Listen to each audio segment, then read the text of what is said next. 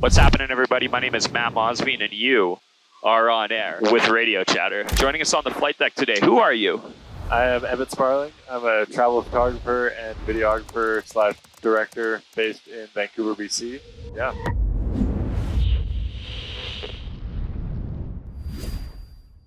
Have you ever flown a small plane before, Emmett? I have. A couple times. Mostly for skydiving. Nice. Okay, so you're pretty used to this then. So I usually have a big, my heart's usually beating a bit faster because I'm mentally preparing myself to jump out the window. So are you not today? I mean, I didn't bring my parachute, but you could probably jump in the lake right there. Yeah, fly over the lake and we'll see. We'll just drop you in here. Yeah. Might be kind of cold though. I don't know. There's a little one right there. And for those viewers, by the way, who might not know, we're flying over. We got Misty Lake on our left-hand side. We're at 9,500 feet, Stave Peak. It's just on the southeast side of Garibaldi Park, north of Vancouver. It's a pretty beautiful day. Super excited to dive in and get started. So I was digging around your Insta and all your work from the outside. It looks like you take your work pretty seriously, of course. And then I saw the heist on Mount Tam. And immediately I was like, holy shit, Emmett has it truly figured out. I'm curious, like, as a full-time creator, and obviously you're working with brands and always on the go, it'd be easy to assume from the outside that everything is like planned and on purpose, but what % of the time are you doing shit just cause? I would say 100% of the time I'm doing shit just because. Basically, every job that I do with whatever company I'm working with, I'd say 90% of the time, it's telling them where I'm going because I want to go somewhere and then pitching a project that I could shoot in that location. So, for example, in March, I saw this ski sailing, which is a little activity that Norwegians do where they get on a sailboat and then they sail to these boat access only mountains up the fjords, and then they park at the base of these mountains, climb up the mountain, and ski down. That sounds so intense. Yeah, so I was like, that looks so sick. I want to do that. And so I pitched the idea to Sony, and then Sony approved it the next day. They're like, sick, sounds good. Who do you want to bring? And I was like, 7 of my best friends. They're like, okay, cool. I didn't really sell it like that. I was just like, this group of pro skiers / videographers. Right. Which is all people from BC, basically. Whistler locals. There's some commonalities between Norwegians. I'm Norwegian too. And BCers. Yeah, we had two Swedish girls as well who are like pro skier model, like superhumans.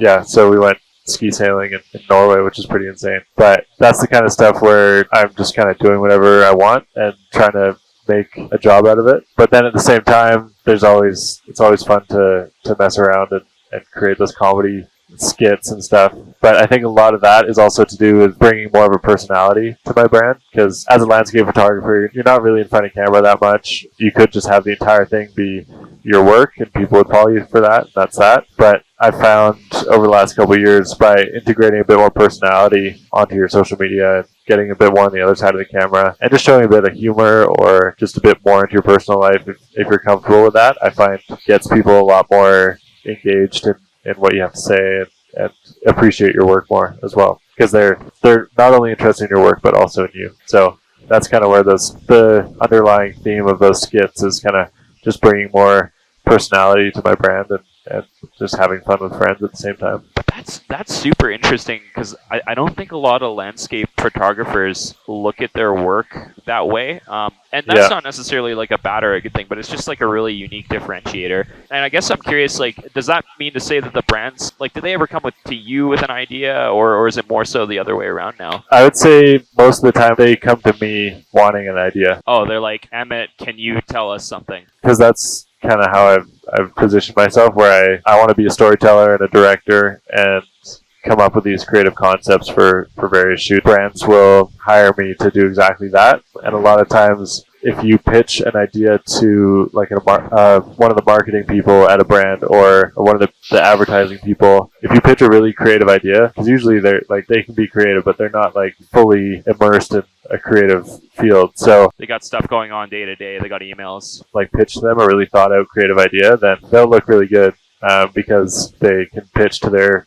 superior, like, hey, check out this awesome idea, and it's going to be shot by this photographer. So if you can pitch someone a really good idea, then it usually goes pretty well because it makes everyone look good. Yeah, it's kind of like serving it up on a silver platter. It's like, it literally takes the friction out of the whole project for them. Like, you make it so much easier. Yeah, and if you do it really well the first time, then they want you back for another time, and you can kind of get those more consistent clients, which is nice. Because like in 2019, I had probably every other week I was shooting for a different client. It was just chaos and just really drawn out and spread myself too thin. And then over the last couple of years, like 2020 till now, I've just kind of dialed it back. I've had like maybe 3 to 4 main clients per year that I do regular work with, and then that's like my bread and butter for that kind of stuff. And it's just so much easier because once you work together a couple times, then you know how each other work, you know what to expect, and it just makes every project quite a bit easier. Yeah, I was just curious, like, how did you learn that? I think everybody kind of has their own unique approach, and like a lot of people are, especially if you're starting out, you're like, what's the best way for me to do it? And yeah, like where did that come from? Storytelling or pitching to brands, or the like, I'm gonna just do what I want to do. Yeah, and like learning to kind of be spontaneous and have fun with it. I would say I didn't really learn it. I was more like, I want to do what I just want to do. I just could not stand the thought of a desk job and that kind of thing, and I just fell in love with photography at a pretty early age. So I either wanted to stick with photography or go into filmmaking and go to film school or something. But right. You said no to that pretty quick. Yeah. I started off just traveling, and like I just want to travel and take cool photos for the next year, and then I was like, okay, maybe for the next 2 years, and then turned into 5 years now. But it's like at the beginning it was just like, I don't care about the money because I'm not doing it for the money, I'm just doing it for this. And then eventually I started getting paid to do what I was doing anyway. Yeah, which is nice because from the start I could have been doing a lot more brand deals and probably would have made quite a bit more money at the start, but then I wouldn't have been probably as far along as I am in my career now because I would have been doing a lot more ads, and then also having that image of just being known for doing a really specific thing that the companies know you won't deviate from that, then they'll just hire you to do that. So, and you get boxed in. Yeah. That's, I remember Matthew McConaughey talking about that. He had to turn down like insane money because he just kept getting the same roles over and over, and he had to really advocate for himself to get the right role. Yeah. So I guess that's really the power of kind of long-term thinking versus like, I'm going to try to cash in on this as quickly as possible. Yeah, that's exactly what I was. My goal with it was just the long-term picture. If we zoom into storytelling for a minute, so I know you have like the 4 pillars of excellent content: location, conditions, intention, and the team. But if we think about the intention piece, okay, just on its own for a second, I think like we were obviously taught in school, like, you know, beginning, middle, end, and like Disney kind of has their order of operations figured out. So in your view, like what makes for a good story? The number one thing for a good story is conflict. That's a good character as well. Something to propel the story forward like that. But I think something that lets your imagination wander. For example, like I did a short film called Voyager in 2020, and that was about the Voyager spacecrafts and how they're carrying these gold records, like a record player record made of solid gold. After the 2 satellites had done their mission around Saturn, they sent them or Jupiter. Then they sent them off into deep space, and the records that are on board these spacecrafts are carrying all the most beautiful sounds on Earth, and like a depiction of human DNA, human anatomy, just various pieces of music. Those records have a shelf life of over 1 billion years. Wow. And they're just off in deep space. That's insane. That's a story where I hear that and I'm like, wow, my mind is already just like imagining the future of that, or just like, it just basically immediately makes your mind wander. So it's like, okay, I'm going to try and make a film about that. And so that was kind of the rough concept for it. I'd say short films, like in the 3-minute range, you don't need as much conflict. It's more about letting your imagination wander or trying to evoke an emotion in someone in a short period of time like that. The shorter films that I've been doing, it's been more about just letting the imagination wander or playing on some kind of imagination side of things like that. Like leave the story unfinished? A little bit. Leave it a little bit of, the right amount unfinished. An open door. Yeah, or like start off with a cool concept and just lean into it. So like I did another one called Lady of the Sea with my friend Chelsea, and she and we wrote the script about all the lessons, or we basically wrote down all the lessons that the ocean has taught us, like all the life lessons, and kind of used the ocean as like the teacher. We actually started it because Chelsea brought this white dress with her on our trip to French Polynesia. And we're like, this would look cool if you're underwater wearing this white dress. This would look crazy. So she went underwater with this white dress on and just immediately looked like some goddess or something underwater. Right. It's like, okay, this is sick. Let's try and write a script for a short film. And so we wrote down this, like, all the lessons that the ocean teaches us, and then we made it so it was actually the Lady of the Sea was the teacher teaching this diver, this character who was Chelsea, but Chelsea was playing both characters. So it's like Chelsea in the dress versus Chelsea in freedive gear. It's just basically you're just saying like a bunch of life lessons, but if you frame it like that and then you shoot it in French Polynesia and the whole film is pretty much underwater and just make it look super sick and then make it a cool metaphor at the same time, then it just adds a little spice to the story. It sounds like that idea started looking a certain way, and then through like iterating it or actually like exploring it, you have maybe some unanswered questions or things that you might not have seen at the beginning that became more clear throughout the journey. Yeah, well, so that video, we were originally in French Polynesia to shoot a video for Corona, the beer company, and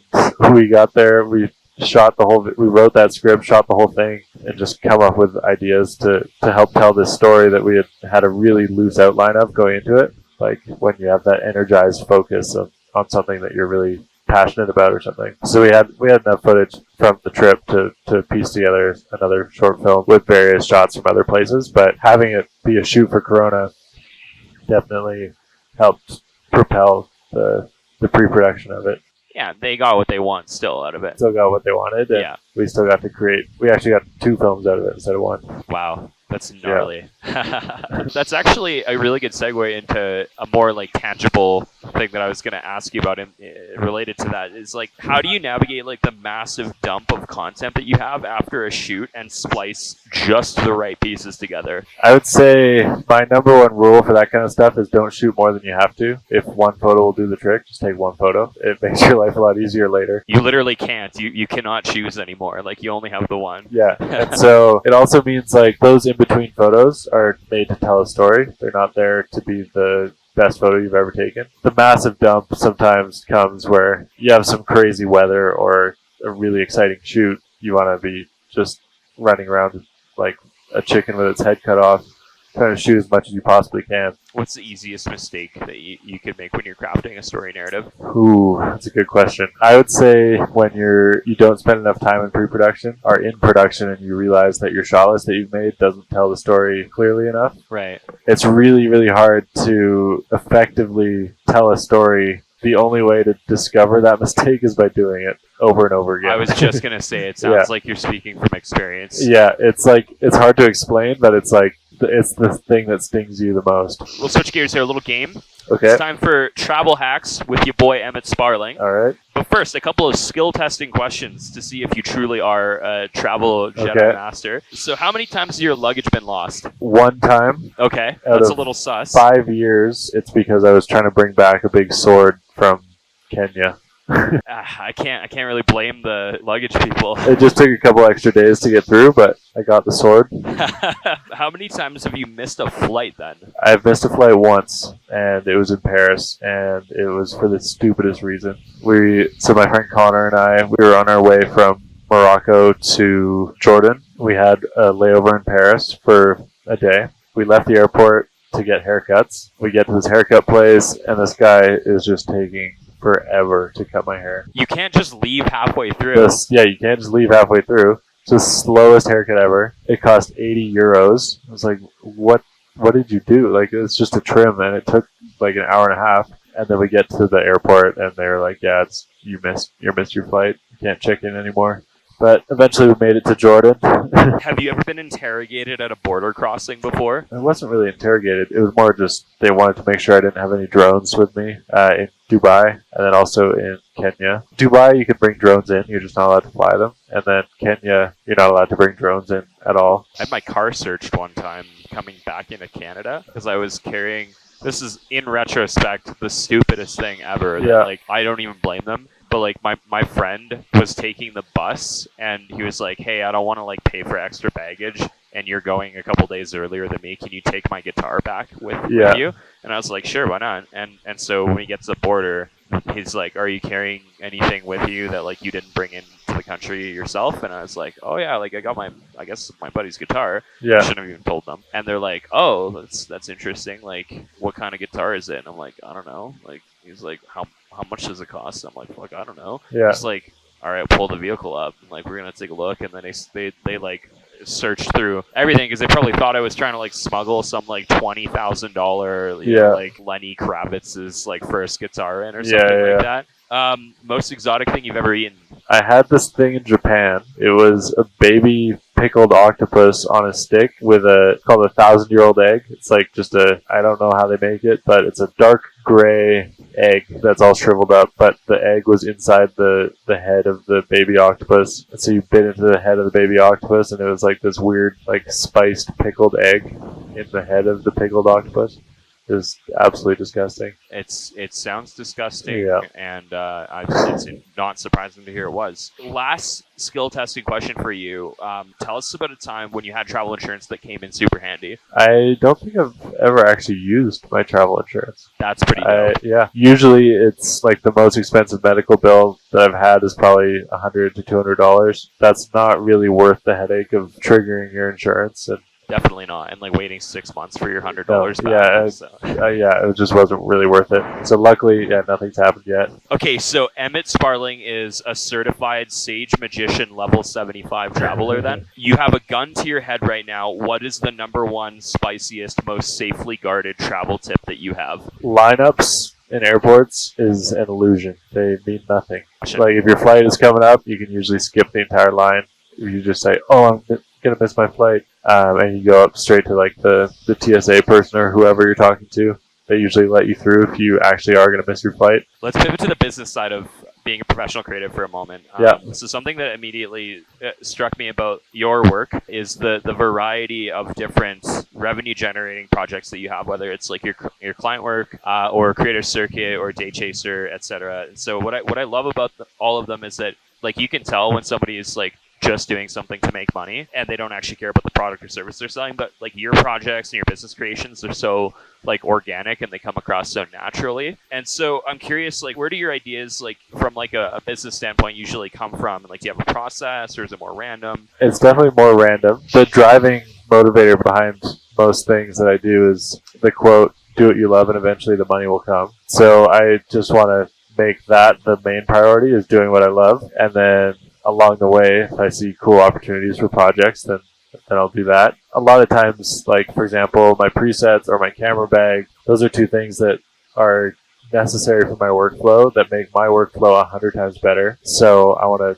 be able to share that with other people, and so might as well sell that to them. And I'm never going to sell anything that I don't think is the absolute best product I can make, because once you do that once, then you get a bad reputation for that. Like you can see that with Day Chaser. Like I don't remember the name of the gentleman that you hired to like design it. Yeah, but Hobie. like, that dude is a legend. I'm curious, just to wrap up like the business side of things. I know you're posting more. You're exploring like NFTs, Web3 more.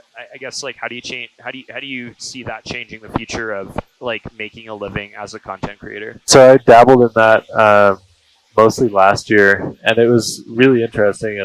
And the amount of new artists coming out of that space is really, really inspiring. It's just so cool to see people able to make money with purely photography and not having to shoot for brands or anything like that. That being said, it was one of those things where like I really tried to dive into it, but it just felt every time I was doing it, I was just sucking the soul out of my body. It was one of those things where I was like, do what you love, eventually the money will come. That felt like I was not doing what I loved, and I felt like I was burning out in a matter of weeks, just like trying to keep up with the whole crypto world and trying to understand all the lingo and then keeping up with Twitter and all that kind of stuff. It moves so quickly, it's insane. Yeah, I don't know, like it was just really hard for me to get passionate about it. Time for a game. Okay. Did you dabble with it? So I've got some subjects, topics, pastimes, and some of them have some truth to them, and some of them are a complete shot in the dark. So I'll say the subject, and then you tell us if you did indeed dabble with it. Okay. Let's get started. Oversaturated photos of Jeeps in Banff. Yes. Having your name spelled wrong. It's always Emmett with one T for some reason. Manually churning butter. I've never done that. GM Good morning. I may have tweeted that once or twice. A lot of GMs. What about GGs? Do you ever tweet GGs? After a soccer game, if we absolutely destroy the opponent, There's a lot of GGs a lot of going GGs. Like, okay, good game. See you later. Solana.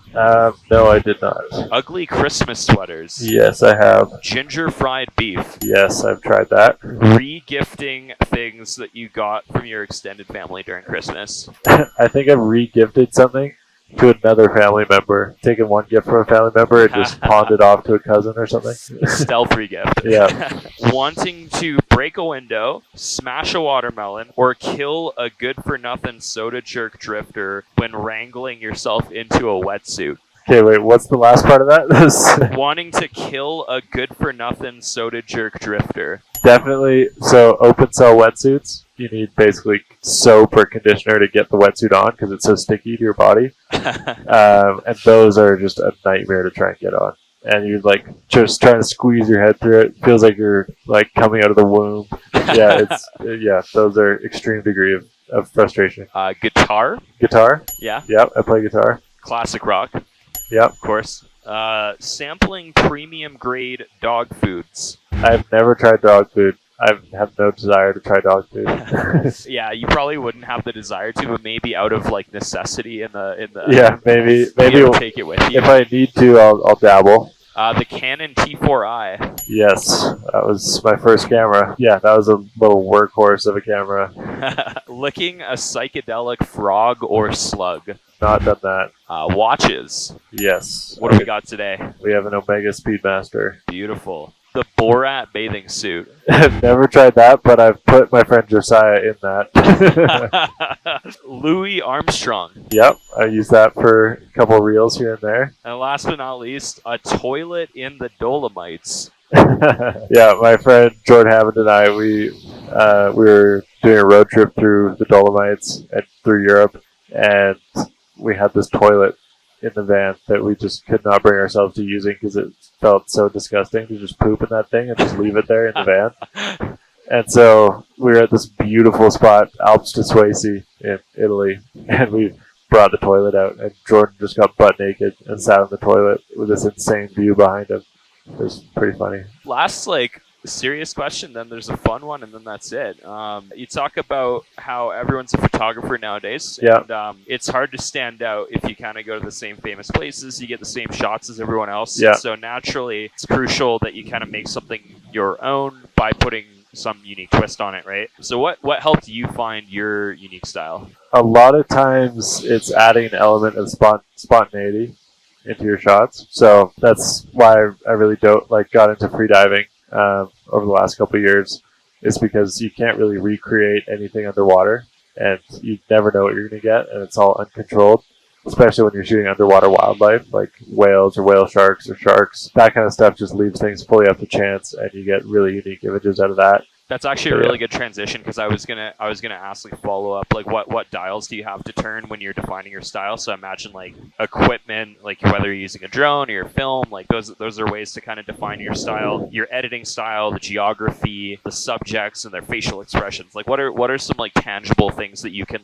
mess around with? Well, that element of spontaneity that I mentioned before, Of course, that's definitely a really good thing to add. I would say lighting. My go-to rule for most things is always shoot into the light. How will you know that you have found your style? When you can have someone look at your photos without knowing it's your photos and guess that it's your photos. I have people tell me quite often that they'll see a photo on a feature account or something and they'll know it's mine before even seeing that it is mine. That's a really good indicator. It's super simple. Probably takes a little while to do it, but when you do it, it's really rewarding. Yeah, it is quite a simple thing once you figure it out, but it took me 5 years to get there. So, well, 5 years and plus all the time that you were taking shots in your backyard growing up as a kid. It's the moment that we've all been waiting for, Emmett. There's we've got two control columns for a reason, right? So mine is connected to yours. I'm always here to help you out. So are you ready to fly for a little bit? Absolutely. 100%. Let's do it. Yeah, the steering wheel will move with you. We'll put your hands on the controls, and then I'll keep mine off unless you do something super drastically super dumb. Yeah. So basically, here's the gist. Put us into just flat, straight and level, and you want to look to the horizon. Right now, we're actually climbing, so Yeah. push the nose just a little bit of forward pressure. And the gist of it here is there's going to be like a distance in between the horizon and the top of the instrument panel. Okay. It's probably about like an inch or maybe like kind of a couple fingers worth. Yeah. So that will keep you going straight, and you're not going to climb or descend. So your goal or your objective basically is to like try to keep that angle the same. And you go this way. If you can do it in a turn, it's even harder. It's prettier this way. So. Of course. So what you're going to find happening, and it's probably happening right now, is the nose will get a bit heavier because you pick up some G-force when you're in a turn. So if you apply a little back pressure when you're in the turn, that'll make sure you're holding it perfectly level. It's definitely more beautiful this direction too. Yeah, Mount Baker looks pretty insane. It's pretty smooth. It's pretty straightforward. Pretty easy, yeah. We're getting close to our final destination, and the seatbelt sign has been turned on for landing. Emmett, we'll turn it over to you one more time to take us home. Tell the world anything you want to tell them, and of course, let them know where to find you. I think the number one thing that I would try to promote in terms of mindset is doing what you love, and eventually the money will come. Kind of back to that quote that I mentioned earlier. Or also just like, don't get caught up in the competition, because photography is not a competition. Photography is about creating art for yourself and creating a impactful, something that invokes emotion in someone or can resonate with someone. So focus on yourself and focus on your own work. Because a lot of times people get caught up in that and they don't focus on creating or becoming the best photographer they can. What's your Instagram? What's your website? How do we find you, Emmett? My Instagram is Emmett_Sparling. My YouTube is also just my name, Emmett Sparling, and then my website is EmmettSparling.com. It's all fairly straightforward. Love to see it. Well, thank you so much for coming up to 10,000 feet with us. Yeah, thank you so much for having us me on Radio Chat. They're probably the best questions I've had in the podcast. Appreciate it, man. Yeah. Try to do a little bit of digging ahead of time. Ladies and gentlemen, this is your captain speaking. You know exactly what to do. Fasten your seatbelts and subscribe for more.